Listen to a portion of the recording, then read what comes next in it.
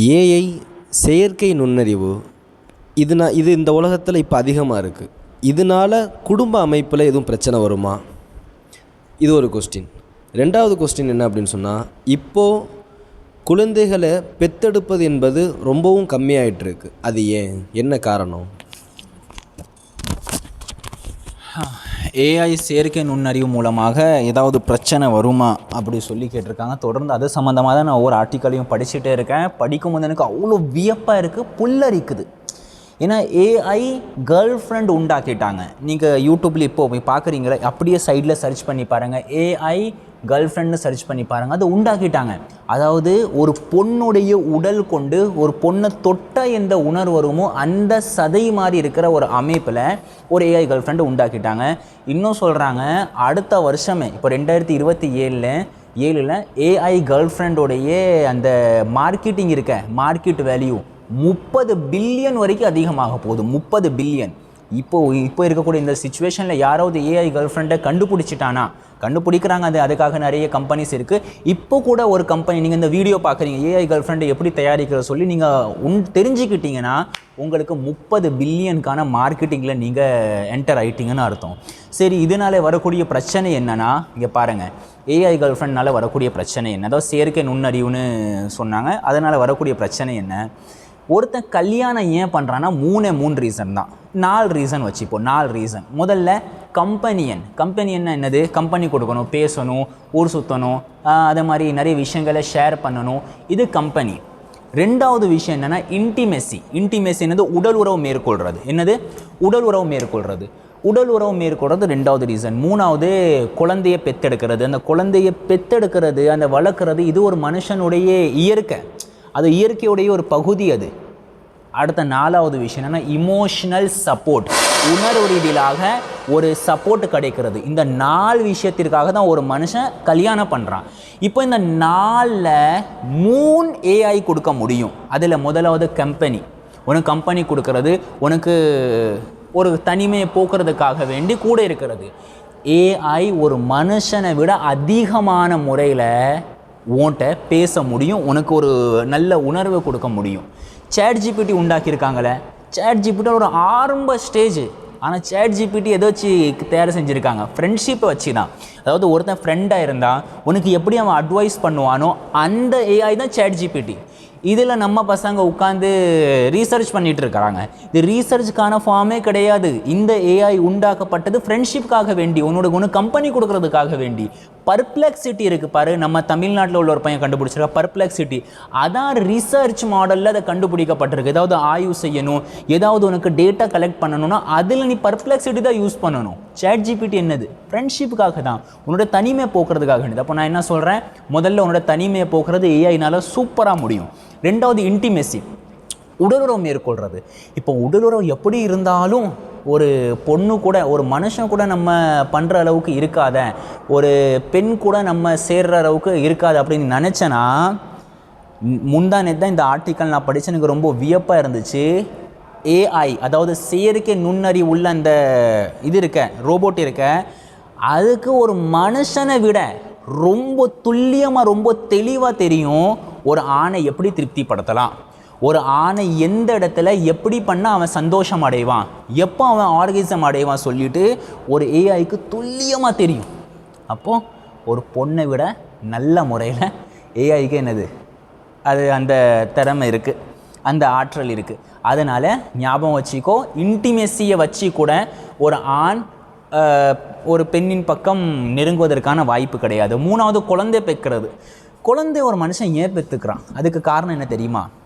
ஒரு குழந்தை பெற்றுக்கிறதான காரணம் தனிமை இருக்கும், மனசில் ஒரு லோன்லினஸ் இருக்கும். அந்த குழந்தைகிட்ட பேசும்போது, அந்த குழந்தை கூட இருக்கும்போது, எப்பவும் அந்த குழந்தை பார்த்துக்கிட்டே இருக்கும்போது, அந்த குழந்தையை பற்றி யோசிச்சுட்டே இருக்கும்போது அந்த தனிமை போயிடும், அந்த லோன்லினஸ் போயிடும். அதுக்காக வேண்டி தான் ஒருத்தன் குழந்தை பெற்றுப்பான். இப்போ ரீசெண்டாக நீ பாரு, இந்த பெட்ஸை வளர்க்குறது ரொம்ப அதிகமாகிட்டே இருக்குது. சம்மந்தமே இல்லாமல் எல்லா பேருமே நாயை வளர்க்குறாங்க, ஏதாவது ஒன்றை வளர்த்துக்கிட்டே இருக்கிறாங்க. எதுக்காக வேண்டி? பெட்டாக வளர்க்குறாங்க. நம்முடைய அந்த பாரம்பரியத்தை நீ எடுத்து பார்த்து வச்சுக்கோ, நம்மளும் மிருகங்களை வளர்த்தோம். ஆனால் ஜஸ்ட் ஃபார் பெட்காக வேண்டி கிடையாது, ஏதாவது ஒரு ரீசனை வச்சு வளர்த்தோம். நம்ம நாய் வளர்த்தது காவலுக்காக வேண்டி, ஆடு மாடை நம்ம வளர்த்தது இறைச்சிக்காக வேண்டி, பாலுக்காக வேண்டி, விவசாயத்துக்காக வேண்டி, பன்றியை வளர்த்தது அந்த அசிங்கங்கள் அந்த அசுத்தங்கள் அதை சாப்பிடணும், அதை க்ளீன் பண்ணணும், அது ஒன்று. ரெண்டாவது இதுக்காக வேண்டி, இறைச்சிக்காக வேண்டி. இப்படி ஒவ்வொரு உயிரினத்தையும் நம்ம வளர்த்துருக்கோம்னா அதுக்கு பின்னாடி ஒரு பர்பஸ் இருக்கும். ஆனால் இவங்க பெட் சொல்லி ஒன்று வளர்க்குறாங்க, பார்த்து அதை என்ன வேணால் வளர்க்கட்டும், தன்னுடைய தனிமையை போக்குவதற்காக வேண்டி மட்டும் அவங்க செய்கிறாங்க. நான் என்ன சொல்கிறேன், குழந்தை வளர்க்குறது, குழந்தை பெற்றுக்கிறது, அந்த இடத்துல எது வந்துருச்சு, பெட் வந்துருச்சு. அடுத்த இமோஷனல் சப்போர்ட் ஏஐனாலேயே கொடுக்க முடியும். எந்த இடத்துல உனக்கு தொட்டால், எந்த இடத்துல எப்படி உனக்கு தொடும்போது ஹார்மோன் ரிலீஸ் ஆகும், எந்த கெமிக்கல் ரியாக்ஷன் ஏற்படும்னு ஏஐக்கு நல்லாவே தெரியும். நீ சேடாக உட்காந்துருக்காம, இப்போ முபாரக்கு முதுகில் இந்த இடத்துல கரெக்டாக டச் கொடுத்தா அவனுக்கு என்ன வரும், ஒரு கெமிக்கல் ரியாக்ஷன் ஏற்படும், அவனுக்கு ஒரு சந்தோஷம் ஏற்படும் சொல்லி ஒரு மனுஷனை விட 1000 டைம் பெட்டர் யாருக்கு தெரியும், ஏஐக்கு தெரியும். அதனால் இந்த 4 விஷயம் இருக்க ஏஐ அழிச்சிரும். நீ கேட்ட கேள்விக்கு பதில் உனக்கு கிடச்சிரும். இன்னொரு விஷயத்தை நான் உனக்கு எக்ஸ்ட்ராவாக ஆட் பண்ணுறேன். இங்கே பாரு, மேரேஜு ஒருத்தன் முடிக்காமல் இருந்தால் வச்சுக்கோ, வரக்கூடிய பிரச்சனை என்ன. இப்போ நீ ஏஐ வந்துருச்சு, வந்தனால குடும்ப ஸ்ட்ரக்சர் பாதிக்கப்படும், உனக்கு நல்லாவே தெரியுது. சரி, அப்படியே பாதிக்கப்படட்டுமே, நான் மேரேஜை முடிக்காமல் இருந்துடுறேன், அப்படியே நீ இருந்தன அதனால் வரக்கூடிய பிரச்சனை. நீ ஜப்பானை பார்த்துக்கோ. நான் நேற்று கூட வீடியோவில் சொல்லியிருப்பேன், நார்த் கொரியா, சைனா, ஜப்பான், இது என்னதுன்னா நம்முடைய அந்த சைக்காலஜிக்கு ரொம்ப ஒத்து போகக்கூடிய கண்ட்ரிஸ். இதெல்லாம் அங்கே என்னெல்லாம் நடக்குதோ அதெல்லாம் இங்கே நடக்கிறதுக்கு வாய்ப்பு இருக்குது, நிறைய வாய்ப்பு இருக்குது. புரிஞ்சிருச்சா? அந்த அடிப்படையில் இப்போ ஜப்பானுடைய நிலைமை நம்ம பார்த்து வச்சுக்கோ. அங்கே உள்ள இன்ஃப்ராஸ்ட்ரக்சர், அங்கே இருக்கக்கூடிய முன்னேற்றம், அங்கே இருக்கக்கூடிய எஜுகேஷன், அதெல்லாம் பார்த்து நம்ம வியப்படைகிறோம். சமீபமாக கூட 4 மாதம் முன்னாடி ஒரு தமிழ்நாடுடைய யூடியூபர் ஒருத்தங்க அங்கே போயிருக்காங்க, ஒயிட் சாக்ஸ் போட்டு நடந்திருக்காங்க, 1 கிலோமீட்டர் வரைக்கும் நடந்திருக்காங்க. அந்த ஒயிட் சாக்ஸில் கொஞ்சம் கூட டஸ்ட் ஒட்டலை, அந்த கலரே சேஞ்ச் ஆகலை, ஒரு ப்ரௌன் ஷேடு கூட அடிக்கலை. அப்படிலாம் நியூஸில் பெருமையாக போட்டிருந்தாங்க. இது ஜப்பானுடைய மீடியாக்கரி, அது அப்படி காட்டுது. ஆனால் உண்மையில் ஜப்பான் என்ன தெரியுமா, ஒவ்வொரு 3 பேரில் ஒருத்தன் தனிமைனாலேயே செத்துட்டு இருக்கான் ஜப்பானில். ஏன்? குழந்தை கிடையாது, அன்மேரேஜாக இருக்கான். அவன் தன்னுடைய வாலிப வயசில் எப்படியாவது வாழ்க்கையில் முன்னேறணும். இப்போ இந்தியாவில் இருக்க பார்த்தியா, சக்ஸஸ் ஆகணும், ஜெயிக்கணும், அவ்வளோதான், போராடணும், அப்படிலாம் எல்லா பேரும் பேசிகிட்டு இருக்காங்களே. நினச்சி பாரு, ஒரு 10 வருஷமாக தான் மோட்டிவேஷன் இது ரொம்ப அதிகமாக. நான் தெரியல உனக்கு, ஒரு 10-12 வருஷம் முன்னாடி மோட்டிவேஷன் இந்த வார்த்தை எனக்கு தெரியாது. அதாவது பொருள் தெரியும், அது யாருமே பயன்படுத்த மாட்டாங்க. இந்த மோட்டிவேஷன் எப்போ அதிகமாச்சோ அது கூடையே சேர்த்து இந்த ஸ்ட்ரெஸ் என்ற வார்த்தையும் மக்களுடைய புழக்கத்தில் அதிகமாக இருக்குது. சின்ன குழந்தைலாம் எனக்கு ஸ்ட்ரெஸ்ஸாக இருக்குது, எனக்கு ஒரு அழுத்தமாக இருக்குது, அந்த குழந்தை சொல்கிறது உண்மை. ஆனால் அந்த ஸ்ட்ரெஸ்ஸுக்கான காரணம் என்ன? இந்த மோட்டிவேஷன் தான். வாழ்க்கையில் ஏதாவது பண்ணணும், வாழ்க்கையில் அப்படி இருக்கணும், இப்படி இருக்கணும். இதே மாதிரி தான் இந்த கிறுக்கத்தனத்தில் தான் ஜப்பான் இருந்திருக்கு முன்னாடி. அதனுடைய வளர்ச்சி நம்ம பார்த்துட்டோம். ஆமாம், இன்ஃப்ராஸ்ட்ரக்சர் அளவில், அதாவது அந்த கட்டமைப்பெல்லாம் நல்லதாக இருக்குது, ஓகே. ஆனால் அதே ஜப்பானில் குடும்ப வாழ்க்கையில் நிம்மதி இருக்கா கேட்டால் 3 பேரில் இருந்து ஒருத்தன் தனிமைனாலேயே சாவுறான், தனியாக சாவுறான். இந்த வார்த்தையை நோட் பண்ணிக்கும், தனியாக செத்துட்டு இருக்கான். நினச்சிப்பாரு, ஒருத்தன் தனியாக இருக்கான், திடீர்னு கீழே விழுந்துட்டான், காப்பாற்றுறதுக்கு ஒருத்தன் அந்த இடத்துல போனால் போதும். ஒருத்தன் போய் காப்பாற்றிட்டான், அந்த நேரத்தில் கரெக்டான நேரத்தில் தண்ணி கொடுத்துட்டான், அவனை காப்பாற்றிடலாம். ஆனால் யாருமே இல்லாதனால ஒரு பெரிய வீடில் தனியாக துடித்த நிலையில் சாவுறான் ஒரு வயசானவன். அது அமெரிக்காவில் எனக்கு தெரிஞ்ச ஒருத்தங்க இருக்கிறாங்க, அவங்களுடைய யாரும் ரிலேஷன், ரொம்ப க்ளோஸ் ரிலேஷன் தான், அவங்க அமெரிக்காவில் இருக்கிறாங்க, அன்மேரேஜ் தான். அன்மேரேஜாக இருந்தாலும் அவங்களுக்கு வயசு என்ன, இப்போது 65 சம்திங் அவங்களுக்கு வயசாகுது. வயசான நேரத்தில் அவங்க வீட்டில் இருக்கிறாங்க, அவங்களுக்கு ஏதோ ஆப்ரேஷன் வேறு பண்ணியிருக்காங்க. இப்போ இவங்க அவங்கள்ட்ட கேட்டிருக்காங்க, இந்த வயசானவங்கள்ட்ட, அன்மேரேஜாக இருக்கிறவங்கள்ட்ட கேட்டிருக்காங்க, ஓல்டு மேன்ட்ட, இங்கே தனியாக இருக்கீங்களே தாத்தா, உங்களுக்கு ஏதாவது ஆயிடுச்சுன்னா யார் உங்களை கூட்டு போகிறது? அவங்களுக்கு பொண்டாட்டியும் கிடையாது, பொண்டாட்டி இல்லைன்னா பிள்ளையும் கிடையாது, யாருமே கிடையாது. அவங்களுக்கு இருக்கிறது ஒரு நாய், அவ்வளோதான், வேறு யாருமே இல்லை அவங்களுக்கு. அப்படி இருக்கக்கூடிய அந்த நேரத்தில் உங்களுக்கு ஏதாவது நடந்துருச்சுன்னா, ஒரு அசௌகரியம் நடந்துருச்சுன்னா என்ன பண்ணுறது? அப்போ அவர் சொல்லியிருக்காரு, ரொம்ப ஆச்சரியமாக இருந்துச்சு இது கேட்டு தம்பி. என்னென்னா, இங்கே அவருக்கு ஒரு பெல்ட் மாதிரி இருக்குது, இங்கே என்ன இருக்குது, பெல்ட் மாதிரி இருக்குது, அந்த பெல்ட்டில் ஒரு பட்டன் இருக்குது. அவர் சொல்கிறார், இங்கே பாரு, இந்த பெல்ட் தெரியுதா, இங்கே பட்டன் தெரியுதா, இதை நான் அமுக்குவேன், இதை அமுக்குனா கரெக்டாக நான் அமுக்குன உடனேயே அந்த அடுத்த வினாடியே 911க்கு கால் போயிடும். 911 அந்த அமெரிக்காவுடைய எமர்ஜென்சியில் உள்ளவங்களுடைய நம்பர் அது. இங்கே எப்படி 108 இருக்கா, அதே மாதிரி 911 அங்கே இருக்குது. ஆனால் இங்கே 108 என்னென்னா அதாவது மருத்துவ தேவைக்காக வேண்டி மட்டும் வருவாங்க. ஆனால் 911 இருக்குது, அது பொதுவானது அங்கே. இப்போ 911க்கு கால் போயிடும்.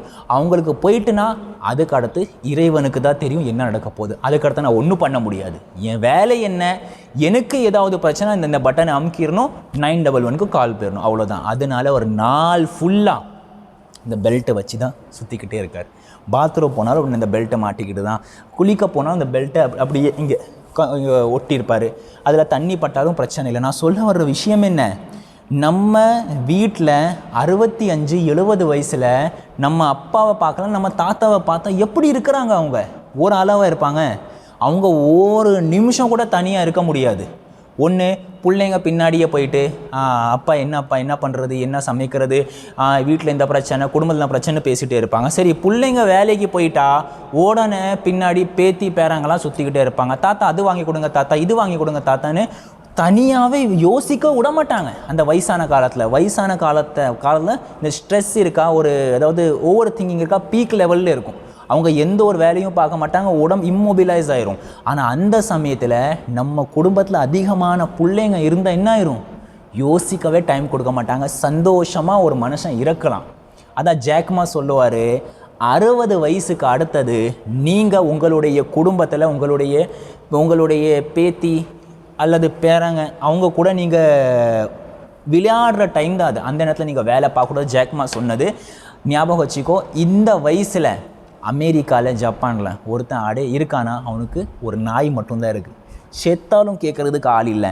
இதுக்கு வேறு என்ன தெரியுமா, இதுக்கு மெயின் ரீசன் என்ன தெரியுமா சொல்லு. மேரேஜ் பண்ணலை. அவங்களுக்கு மேபி நான் வாழ்க்கையில் உழைக்கணும், ஜெயிக்கணும், எனக்கு ஏன் இஷ்டம், நான் கல்யாணம் பண்ணலைன்னா என்ன, அந்த மைண்ட் செட்டில் அவங்க இருந்திருப்பாங்க. ஆனால் கல்யாணம் பண்ணலை தானே. இப்போ எந்த விளைவுகளை அவங்க சந்திச்சுட்டே இருக்காங்க. இதே விளைவுகள் தான் இந்தியாலேயும் வரும். இதே விளைவுகள் தான் ஏஐ கேர்ள் ஃப்ரெண்ட்ஸ் அதிகமாயிட்டாங்கன்னா இதே பிரச்சனையை நம்ம சந்திக்க போகிறோம். இதே பாதிப்புகளை நம்ம சந்திப்போம். இப்போ அடுத்த நீ ரெண்டாவது ஒரு கேள்வி என்ன கேட்டேன், அதாவது அதிகமாக குழந்தைய பெற்றெடுக்க மாட்டேங்காங்க, அதுக்கான ரீசன் என்ன? அதுக்கான ரீசன் என்னன்னு பார்க்குறதுக்கு முன்னாடி முதல்ல சைல்டு பர்த் க்ரோத் இருக்கா, எப்படி இருக்குது நம்ம பார்ப்போம். சரியா, நைஜீரியாவில் சைல்டு பர்த் க்ரோத் இருக்கா, ஒவ்வொரு வருஷமும் 3.5 வரைக்கும் உயர்ந்திருக்கு. 3.5 வரைக்கும் உயர்ந்திருக்கு. இது எப்போது 2024 எடுக்கப்பட்ட கணக்குப்படி 3.5 அளவுக்கு உயர்ந்திருக்கு. இஸ்ரேல் யார், முழு உலகத்தில் 70% இஸ்ரேல் தான் இயக்கிட்டு இருக்கான். இப்போ நான் சொல்கிறேன் ஏஐ கேர்ள் ஃப்ரெண்ட், அதில் அதிகமாக ஷேர் ஹோல்டர்ஸாக இருக்கிறவங்க இஸ்ரேல்ஸ் தான், ஜூஸ் பீப்புள் தான். ஆனால் அவங்க தன்னுடைய சைல்டு பர்த் க்ரோத்தை 7% வரைக்கும் உயர்த்தியிருக்காங்க. நினச்சிப்பார், 7% வரைக்கும். சரி, இந்தியாவோட நிலைமை என்ன தெரியுமா? இந்தியாவோட நிலைமை உலகத்தில் ரொம்ப எது முன்னேறின அறிவாளிகளுடைய கண்ட்ரி நம்ம சொல்கிறோமா இஸ்ரேலு, அவங்க 7% க்ரோத்தில் இருக்கிறாங்க. இந்தியா வெறும் 2% க்ரோத்தில் இருக்குது. சரி, 2% க்ரோத்தில் இருக்குது. அப்போ எத்தனை பர்சன்டேஜ் தான் முன்னாடி இருந்துச்சு கேட்டால் 1985க்கு முன்னாடி வரைக்கும் இந்தியாவில் சைல்டு பர்த் க்ரோத் எவ்வளோ தெரியுமா உனக்கு? 60 to 63% இருந்திருக்கு. இன்றைக்கி 2%ல் வந்து நிற்கிறோம் நம்ம. இப்போ நான் இருக்கேன், என் மனைவி இருக்கா வச்சுப்போப்பா. இப்போ நாங்கள் இந்த உலகத்திலிருந்து பிரிகிறோம். அந்த இடத்துல 2 பேர் நாங்கள் குறைஞ்சது 2 பேராவது நாங்கள் வச்சுட்டு போகணும். ஆனால் இங்கே 2 பேருக்கு, நாம் இருவர் நமக்கு ஒருவர்னு இருக்கிறாங்க. இல்லைன்னா அதையும் தாண்டி நிறைய பேர் குழந்தைய பெற்றுக்க மாட்டேக்காங்க. இப்போ அடுத்த ஜெனரேஷன் கிடையாது, அடுத்த ஜெனரேஷன் உழைக்கிறதுக்கு கிடையாது. இன்னொரு விஷயமும் நான் சொல்கிறேன், இந்த குழந்தை இப்படியே போயிட்டே இருந்தால் வச்சுக்கோ, இப்படியே போயிட்டே இருந்தால் ஃப்யூச்சரில் ஜனத்தொகை ரொம்ப குறையும். ஜனத்தொகை குறையிறதுனால நாட்டுடைய பொருளாதாரம் ரொம்ப பயங்கரமாக அடி வாங்க போகுது. இன்னொரு விஷயம் நான் சொல்லிடுறேன். சரி, இந்த சைல்டு பர்த் க்ரோத் இருக்குது, அது குறையிறதுக்கு எப்படி இருக்குன்னு நம்ம பார்த்துட்டோம். இந்த குறையிறதுக்கு ரொம்ப முக்கியமான ரீசன் என்ன தெரியுமா? ஹுக்கப் கல்ச்சர் என்ன? இது லைட்டாக நான் எக்ஸ்பிளைன் பண்ணிடுறேன். அதாவது வித்தவுட் மேரேஜ், கல்யாணமை முடிக்காமல் ஒருத்தங்க கூட ரிலேஷன்ஷிப்பில் இருப்பது உண்மையான ரிலேஷன்ஷிப் கிடையாது, உடல் ரீதியிலான ரிலேஷன்ஷிப்பில் இருக்கிறது, இல்லைனா ரொமான்டிக் ரிலேஷனில் இருக்கிறது. இவங்க அப்படி தான் சொல்லுவாங்க, நாங்கள் நாங்கள் உடல் ரீதியிலான ரிலேஷனில் இருக்கோம், அப்படி இல்லை நாங்கள் ரொமான்டிக் ரிலேஷனில் இருக்கோம்னு சொல்லி மேரேஜே இல்லாமல் எந்த வகையான கமிட்மெண்ட்டும் இல்லாமல் இருப்பதுக்கு பேர் தான் ஹுக்கப் கல்ச்சர். இந்த ஹுக்கப் கல்ச்சர் ஒரு 3-4 வருஷத்தில் பயங்கரமாக பூம் ஆகுது. ரொம்ப ஸ்பீடாக ஏறுற மாதிரி இருக்குது. குறிப்பாக அந்த ஜென்சிகள் இடத்துல இது ரொம்ப அதிகமாகிற மாதிரி எனக்கு வெளிப்படையாகவே தெரியுது. இதுக்கு வெளிப்பாடாக நான் என்ன பார்க்குறேன், டேட்டிங் ஆப்பில் பாரு எவ்வளோ அதிகமாகிடுச்சு. இந்த வீடியோ பார்க்குறவங்களா இருக்கட்டும், நீ கூட யோசிச்சு பாரு, ஒரு 5 வருஷம் முன்னாடி டேட்டிங் ஆப்போடைய விளம்பரம் இந்த அளவுக்கு வந்துச்சு. ஒரு 7 வருஷம் முன்னாடி, 10 வருஷம் முன்னாடி நம்ம யோசிச்சிருக்க கூட மாட்டோம். இப்போ டேட்டிங் ஆப் ரொம்ப ரொம்ப ரொம்ப அதிகமாகிடுச்சு. எங்கே பார்த்தாலும் ஒரு 10 விளம்பரங்கள் வரதா, அதில் 9-8 டேட்டிங் ஆப்போடைய விளம்பரங்களாக தான் இருக்குது. இப்போ டேட்டிங் ஆப்னா என்னது, நீ எந்த ஒரு கமிட்மெண்ட்டும் இல்லாமல் ஒரு பொண்ணு கூட நீ ரிலேஷனில் இருக்கலாம். இதான் டேட்டிங் ஆப். ஆமாவா இல்லையா? இதான் ஹுக்கப் கல்ச்சரை புஷ் பண்ணுது. 2வது விஷயம் தெரியுமா, ஆல்ஃபா டாக்ஸிக் மேல். ஆல்ஃபா டாக்ஸிக் மேல். இந்த இடையில அது சம்மந்தமான இந்த அனிமல் ஏதோ சில படங்கள்லாம் வருது. இந்த என்னது ஏதோ ஒரு வருமா, இந்த விக்ரம் பையன் நடிச்சிருக்கான், என்ன படம் அது, ஆதித்யா வர்மா. ஆமாம், இந்த மாதிரி படங்கள்லாம் என்ன பண்ணுது, ஆல்ஃபா டாக்ஸிக் மேலே புஷ் பண்ணுது. இந்த படங்களுடைய கோர் லர்னிங் என்ன தெரியுமா இருக்கும், பொன் என்பவள் வெறுமனையாக யூஸ் செய்யப்பட்டு தூக்கி போடப்படக்கூடியவ, இவ்வளோதான். டிஷ்யூ பேப்பர் மாதிரி இதில் பெண்களை காட்டியிருப்பாங்க. ஆண்கள் அப்படி காட்டுவாங்க, பெண்களை டிஷ்யூ மாதிரி காட்டுவாங்க. இப்போ டாக்ஸிக் சொல்லி ஒரு படம் வந்திருக்கு. படம் பேர் டாக்ஸிக் தான். படம் வரல, டீசர் ட்ரெய்லர் ஏதோ ரிலீஸ் ஆகிருக்கு. ஒருத்தங்க அனுப்பியிருந்தாங்க எனக்கு. அது பார்க்க முடியலைனால அவங்க சொல்லி தான் அனுப்புனாங்க. அண்ணன் நான் இது விஷயத்த சொல்லிடுறேன், இதில் என்ன இருக்குன்னு நீங்கள் பார்க்காதீங்கன்னு சொல்லி எனக்கு லிங்க் அனுப்பியிருக்காங்க. எனக்கு அப்பா இப்படி இல்லாமல் இருப்பாங்க அப்படி சொல்லி எனக்கு அசிங்கமாக இருந்துச்சு. இப்போ நான் என்ன சொல்கிறேன், டாக்ஸிக் ஆல்ஃபா மேலே இங்கே அதிகமாக புஷ் பண்ணுறாங்க. பெண்களை இவங்க வெறும் டிஷ்யூவாக தான் பார்ப்பாங்க. பெண்களுடைய உணர்வுகளை இவங்க பார்க்க போகிறது கிடையாது. பெண்களுடைய ஏதாவது ஒரு இமோஷனல் இவங்க மதிக்க போகிறதே கிடையாது. பெண்கள்னால் என்ன, அவங்கள ஒரு செக்ஸ் டாயாக யூஸ் பண்ணணும். இந்த 2 விஷயம் சொல்லிட்டேன்னா, நான் முதல் டேட்டிங் ஆப், டாக்ஸிக் மேல். இன்னொன்று தெரியுமா, பான். சந்தேகமே கிடையாது, பான் மக்களை பெண்களை அடிமை ஆக்கிறதா தூண்டுது. பானில் என்ன காட்டுவாங்க, பெண்களுடைய விருப்பத்தோடு செய்கிற மாதிரி. அப்படியா, பெண்களை ஒரு போதை பொருளாக, ஒரு என்ன சொல்கிறது, ஒரு நாய் எப்படி உடல் உறவு மேற்கொள்ளுமோ, இன்டிமேசி பண்ணுமோ, அதுதான் பானில் காட்டுவாங்க. எச்சி துப்புறது, மூஞ்சியில் காரி உமிழ்றது, செருப்பால் அடிக்கிறது. இவ்வளோ அசிங்கத்தை காட்டும்போது ஒரு பெண்ணை மதிப்பானா? தன்னுடைய பொண்டாட்டியை கூட மதிக்க மாட்டான். அதான் நான் ஒரு 2-3 நாள் முன்னாடி உள்ள வீடியோவில் கூட சொல்லியிருந்தேன். நிறைய பேர் கல்யாணம் முடிஞ்சு கூட பொண்டாட்டியை திருப்திப்படுத்த முடியலை. என்கிட்ட கவுன்சிலிங்க்கு வந்தவங்க, அதாவது என் புருஷன் என்ன கடிக்கிறான், என் புருஷன் சிகரெட்டாலே சுடுறான் மர்மஸ்தானத்தில், என்னம்மா ஏதோ பிரச்சனை, தப்பு நீ பண்ணிட்டே, நான் ஒன்றுமே பண்ணலை. கேட்டால் இதில் என்ன ஒன்று, சிகரெட்டால் சுடுறதில் நீ கத்துறதுல எனக்கு சுகம் கிடைக்குதுன்னு சொல்கிறான். எவ்வளோ வக்கிரம புத்தி, உனக்கு புரியுதா? எது புஷ் பண்ணி விடுது? இது பான். நான் திருப்பியும் சொல்கிறேன், இந்த பான் வெப்சைட்டை நம்ம பேன் பண்ணிட்டோன்னா கண்டிப்பாக முழு இந்தியாவில் இந்த டாக்ஸிக் மைண்ட் செட் உண்டாகுது. பார்த்தியா, பெண்களுக்கு எதிராக. அது 50%லேருந்து 60% வரைக்கும் உடனே என்ன ஒரு 3 மாதத்துக்குள்ளேயே குறைச்சிடலாம். ஆனால் இது யாருன்னு எனக்கு தெரிய மாட்டேங்குது. இவ்வளோ போராட்டங்கள் செய்கிறோம், இவ்வளோ ஆர்ப்பாட்டங்கள் செய்கிறோம், இதுக்கு எதுக்கெல்லாமோ செய்கிறோம். பானை பேன் பண்ணணும், யாராவது இது போராட்டம் செய்கிறாங்களா? எனக்கு தெரியலப்பா. ஏதோ பின்னாடி ஒரு 5-6 வருஷம் முன்னாடி ஏதோ ஒரு காலேஜ் பசங்க செஞ்சாங்க, 4-5 காலேஜ் பசங்களாக சேர்ந்து. இப்போ அந்த மாதிரி பார்க்கவே முடியலை. ஏன் பண்ண மாட்டேங்காங்க? ரேப்புக்கு அகெயின்ஸ்டாக நம்ம போராடுறோம், சைல்டு அப்யூஸ்டுக்கு அகெயின்ஸ்டாக நம்ம போராடுறோம், அதுக்காக வேண்டி சிறப்பு படைகளை நம்ம உண்டாக்குறோம். ஆனால் அதனுடைய ரூட் என்ன? பான். அதை எதிர்த்து பேசுகிறதே கிடையாது. பான் சொன்னால என்ன இப்படி பேசிட்டீங்க அப்படின்னு சொல்லி யோசிக்கிறாங்க. ஆனால் அவங்க கதவை மூடிட்டு பான் பார்ப்பாங்க. நான் என்ன சொல்கிறேன், முதல்ல இந்த பானை பென் பண்ணணும். இந்திய அரசாங்கத்தால், தமிழ்நாடு அரசாங்கத்தாலேயே முடியும். தமிழ்நாட்டில் மட்டுமே கூட பென் பண்ண முடியும், ஆனால் பண்ண மாட்டாங்க. இது ஒரு விஷயம். இப்போ நான் என்ன சொல்கிறேன், இதில் சரி இந்த டேட்டிங் ஆப்பில் யூஸ் பண்ணுறாங்களே, பான் பார்க்குறாங்களே, இதனுடைய வியூவர்ஸ் யார் தெரியுமா? யார் பார்க்குறாங்க தெரியுமா? 25 வயசுலேருந்து 35 வயசு வரைக்கும் உள்ளவங்க தான் ரொம்ப ரொம்ப அதிகமாக இருக்கிறாங்க. இதில் அதாவது 50% இவங்க தான் இருக்கிறாங்க. யார்? 50% 25 to 35 வயசு வரைக்கும் உள்ளவங்க தான் டேட்டிங் ஆப்லேயும் சரி. அதே மாதிரி இந்த டாக்ஸிக் படம்லாம் வந்தாச்சுக்கோ, அல்ஃபா மேல் உள்ள படம் வந்தாச்சுக்கோ. அல்ஃபா மேல்னால் அவங்க அல்ஃபா மேல்லாம் கிடையாது, சும்மா அப்படி பேர் வைக்கிறாங்க, அதனால தான் நான் சொல்கிறேன். இப்போ என்னென்னா, டாக்ஸிக் மேலோட இந்த படத்தை ப்ரமோட் பண்ணுறவங்களா இருந்தாலும் சரி, இவங்க தான். ஆனால் இங்கே விஷயம் என்ன தெரியுமா, இந்த 25 to 35 தான் என்ன வயசு, மேரேஜ் வயசு. இந்த மேரேஜோடைய ஏஜில் அவன் எந்த கண்டென்ட்டை கன்சியூம் பண்ணிக்கிட்டு இருக்கான், பொண்ணுங்களை எப்படி மிருகத்தனமாக நடத்தணும், பொண்ணுங்களை எப்படி எந்த ஒரு கமிட்மெண்ட்டும் இல்லாமல் யூஸ் பண்ணணும், பெண்களை எப்படி ஒரு டிஷ்யூ பேப்பர் மாதிரி கசக்கி போடணும், இந்த மாதிரி கண்டென்ட்டை கன்சியூம் பண்ணுறான். அதுக்கு தோதுவாக அவனுடைய மைண்டு யூஸ் ஆகுது. இப்போ நீ கேட்கலாம், சரி ஜி இந்த ஹுக்கப் கல்ச்சர் அதிகமாகுது, பான், டேட்டிங் ஆப், டாக்ஸிக், ஆல்ஃபா மேல் இதெல்லாம் அதிகமாகிறதுனால ரிலேஷனில் என்ன பிரச்சனை ஏற்படும், சைல்டு பர்த்தில் தான் நான் கேள்வி கேட்டேன், இதில் என்ன பிரச்சனை ஏற்படும் இப்போ தான் நான் சொல்ல போகிற பாயிண்ட்டை நல்லா கவனிச்சுக்கோ. எந்த அளவுக்கு ஒரு மனுஷன் இமோஷ்னலியாக கனெக்டாக இருப்பானோ அந்த அளவுக்கு தான் அதிகமாக செக்ஸ் செய்வான். புரியுதா இல்லையா?